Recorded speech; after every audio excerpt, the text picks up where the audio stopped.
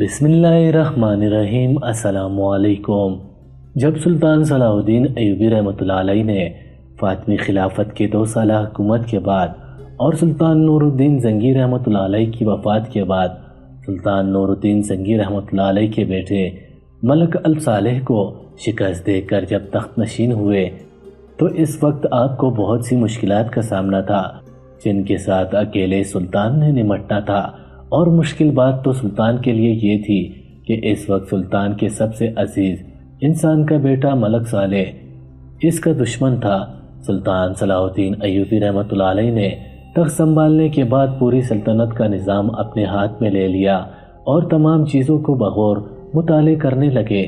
سلطان صلاح الدین ایوبی رحمۃ اللہ علیہ نے دن دگنی اور رات چگنی کر کے ایک ایک چیز کا معائنہ کیا اور پوری سلطنت کا نظام بحال کرنے کا حکم دیا۔ اتنے میں سلطان صلاح الدین ایوبی رحمۃ اللہ علیہ کو بتایا گیا کہ سلطان معظم مصر میں کوئی ایسی مضبوط جیل نہیں ہے جس میں بڑے بڑے قیدیوں اور مجرموں کو رکھا جائے۔ چھوٹی چھوٹی یہ جیلیں موجود ہیں، ان میں سے آدھے سے زیادہ مجرم جیل میں موجود غدار سپاہیوں کی وجہ سے بھاگ جاتے ہیں اور صرف بے گناہ بچتے ہیں جو کسی نہ کسی مجبوری کی وجہ سے مجرم بن جاتے ہیں۔ تو سلطان صلاح الدین ایوبی رحمۃ اللہ علیہ نے اپنی تمام توجہ مصر کے مرکز میں بہت بڑی جیل کو تعمیر کرنے پر لگا دی، اور 2 سال کی انتھک محنت اور لگاتار کام کے بعد مصر کے دارالحکومت میں بہت بڑی جیل تیار کی گئی جس میں ایک ہی وقت میں 5000 قیدیوں کو رکھا جا سکتا تھا۔ وہ جیل خاص طور پر پھانسی کے قیدیوں اور سزائے موت کے قیدیوں اور عمر قید کے سزا کے قیدیوں کے لیے بنائی گئی تھی، جس میں بڑے بڑے مجرموں کو رکھا جاتا تھا، اور اس جیل میں بہت سے کمرے ایسے بنائے گئے تھے جن میں سلطان کے قریب رہ کر جاسوسی کرنے والے جب پکڑے جاتے تو سلطان نے اس جیل میں ایسی ایسی چیزیں بنوائی جن سے ان کو اذیت دے کر ان جاسوسوں کے منہ سے راز اگلوائے جاتے۔ جب جیل تیار ہو گئی تو ملک بھر سے بڑے بڑے قیدی لا کر اس جیل میں بند کر دیے گئے، اور اب سلطنت کا نظام کافی حد تک بہتر ہو چکا تھا۔ سلطان صلاح الدین ایوبی رحمۃ اللہ علیہ نے علی بن سفیان سے مشورہ کیا اور بتایا کہ میں چند سپاہیوں کے ساتھ جیل کا دورہ کرنے کے لیے جا رہا ہوں۔ میں اپنی آنکھوں سے دیکھنا چاہتا ہوں کہ جس مقصد کے لیے میں نے اس جیل کو تعمیر کروایا، کیا اس جیل میں اس طرح کا نظام ہے یا پھر کوئی گڑبڑ تو نہیں۔ سلطان صلاح الدین ایوبی رحمۃ اللہ علیہ اپنے چند اہم اور بہادر سپاہیوں کے ساتھ گھوڑے پر سوار ہوئے اور جیل کی طرف روانہ ہو گئے۔ چند گھنٹوں کے بعد دوپہر کا وقت تھا۔ سلطان صلاح الدین ایوبی رحمۃ اللہ علیہ مصر کے سب سے بڑی جیل میں پہنچ چکے تھے۔ جیلر نے سلطان صلاح الدین ایوبی رحمۃ اللہ علیہ کا بھرپور استقبال کیا اور سلطان کو اس جیل کا نظام دکھانے کے لیے سلطان کو ایک ایسی جگہ لے گئے جہاں ایک نوجوان 17 سالہ لڑکے کو پھانسی دینے والی تھی۔ سلطان صلاح الدین ایوبی رحمۃ اللہ علیہ اپنی نشست پر تشریف فرما تھے۔ سپاہی ساتھ میں کھڑے تھے، قاضی صاحب بھی موجود تھے۔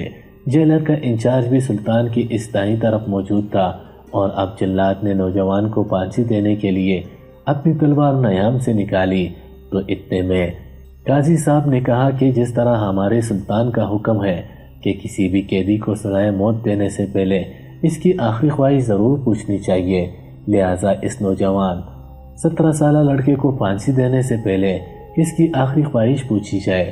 سلطان صلاح الدین ایوبی رحمۃ اللہ علیہ اس نوجوان کو بڑے وقور سے دیکھ رہے تھے۔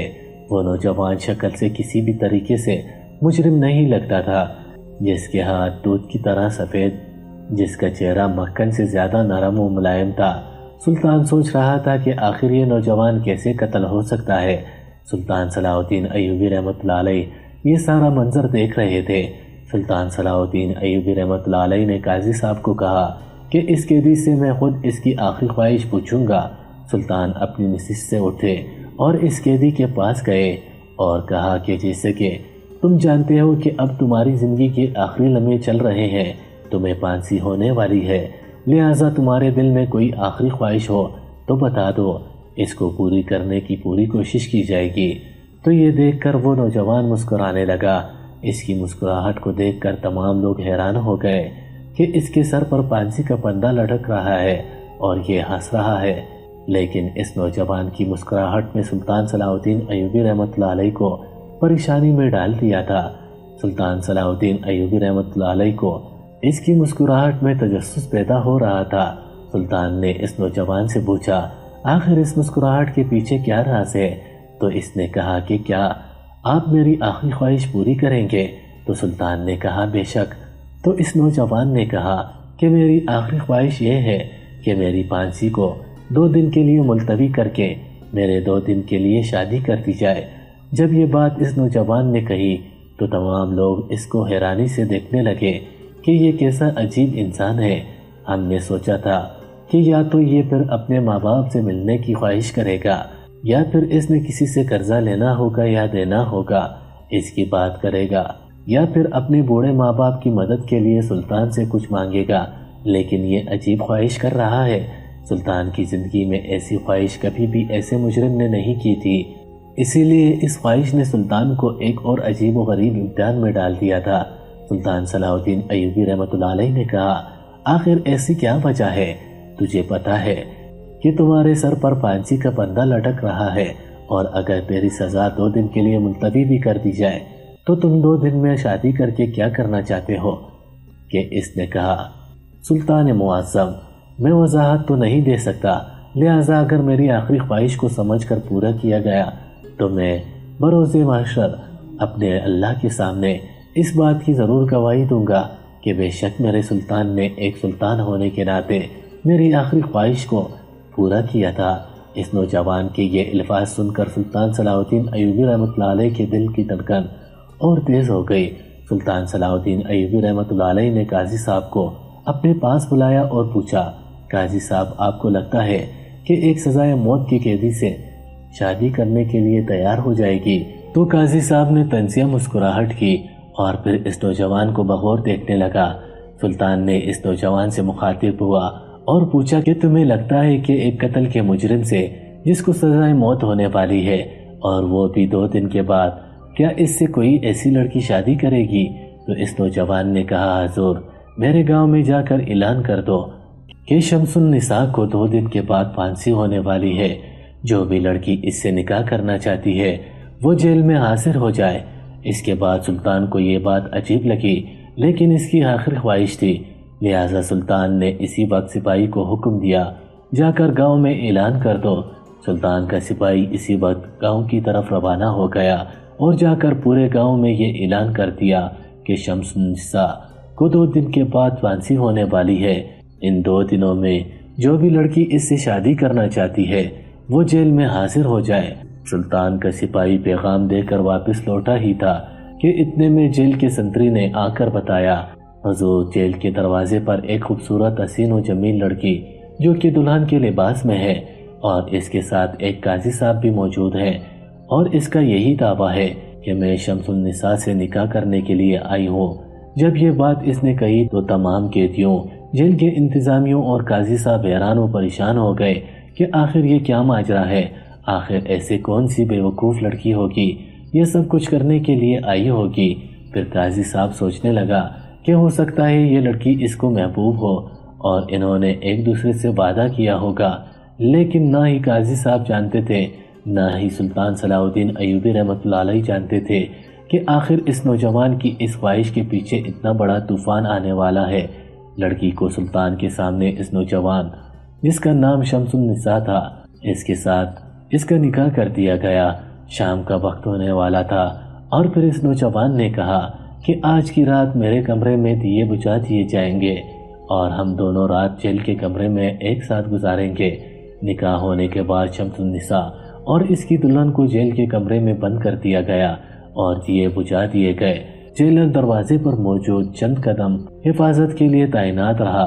سلطان صلاح الدین ایوبی رحمۃ اللہ علیہ اپنے محل کی طرف لوٹ گئے۔ جب صبح تہجد کا وقت ہوا تو اندر سے لڑکی نے آواز دی کہ کمرے کا دروازہ کھولا جائے۔ سپاہی نے دروازہ کھولا تو وہ لڑکی جو کہ دلہن کے لباس میں موجود تھی وہ جیل کے کمرے سے نکلی اور اچانک نظروں سے غائب ہو گئی۔ سپاہی نے سوچا کہ شاید اس لڑکی کو اپنے 2 دن کے دلہے سے خوف آ گیا ہو، اسی لیے وہ اس کو چھوڑ کر بھاگ گئی۔ وقت گزرتا رہا۔ جب سورج طلوع ہوا اور جیسے ہی اس سپاہی نے اندر جھانک کر دیکھا تو اس کے پیروں تلے زمین نکل گئی۔ کیونکہ اس شمس النساء کے کمرے میں ایک لڑکی موجود تھی جس نے مردوں والے کپڑے پہنے ہوئے تھے اور شمس النساء وہاں سے غائب ہو چکا تھا۔ جب سپاہی نے یہ سارا منظر دیکھا تو اسی وقت دوڑنے لگا اور جیل انچارج کے پاس گیا اور اسے ساری صورتحال کے بارے میں بتایا۔ جب جیل انچارج نے یہ سب سنا تو اس کے پیروں تلے زمین نکل گئی اور کہا کہ اب میں سلطان صلاح الدین ایوبی رحمۃ اللہ علیہ اور قاضی صاحب کو کیا جواب دوں گا کہ میں ایک مجرم کو قابو میں نہ رکھ سکا اور وہ ہمیں اتنا بڑا دھوکہ دے کر وہاں سے بھاگ گیا۔ جب اس بات کی خبر قاضی صاحب کو ملی تو قاضی صاحب اسی وقت دوڑتا ہوا جیل میں پہنچ گیا اور آ کر انچارج سے معلوم کیا تو جیل انچارج نے ساری صورتحال کے بارے میں بتایا۔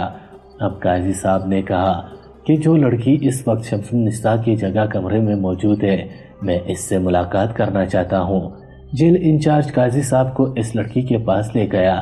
قاضی صاحب نے اس سے سوال کیا کہ یہ بات تو تم بھی اچھی طرح جانتی ہو کہ ہم تمہیں شمس النساء کی جگہ پھانسی تو نہیں دے سکتے، لیکن تمہیں ساری زندگی اسی جیل میں ہی گزارنی ہوگی کیونکہ تم نے ایک مجرم کو بھاگنے میں اتنی بڑی مدد کی۔ اس طرح کی محبت میں نے اپنی زندگی میں کبھی نہیں دیکھی۔ کیا تم دیوانی ہو یا پھر پاگل ہو؟ تو وہ لڑکی کہنے لگی کہ آپ جیسا سمجھ لیں، لیکن آپ شمس النساء کے بارے میں آپ سب لوگ غلط سوچ رہے ہیں۔ حتیٰ کہ سلطان صلاح الدین ایوبی نے بھی اس پر اعتبار نہ کیا کہ اتنا معصوم لڑکا اتنی چھوٹی سی عمر میں قتل کیسے کر سکتا ہے۔ جب اس بات کی اطلاع سلطان صلاح الدین ایوبی رحمۃ اللہ علیہ کو ملی تو سلطان نے فوراً اس لڑکی کو عدالت میں حاضر ہونے کا حکم دیا۔